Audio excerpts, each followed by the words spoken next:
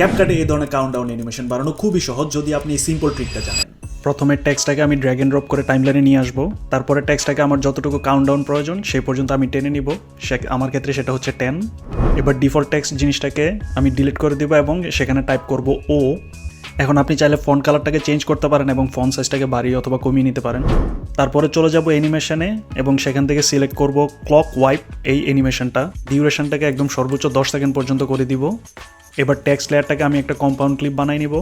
এবার চলে যাব মাস্কে এবং সিলেক্ট করব সার্কেল মাস্ক। আর মাস্কটাকে চাইলে আপনি আপনার পছন্দ মতো সাইজ বাড়িয়ে অথবা কমিয়ে নিতে পারেন যতটুকু আপনার প্রয়োজন। এখন আমি চ্যাট জিপিটিতে যাব এবং এক্স্যাক্ট এই প্রম্পটটা টাইপ করব। আপনি চাইলে ভিডিওটা পজ করে উপরে প্রম্পটটা দেখে নিতে পারেন।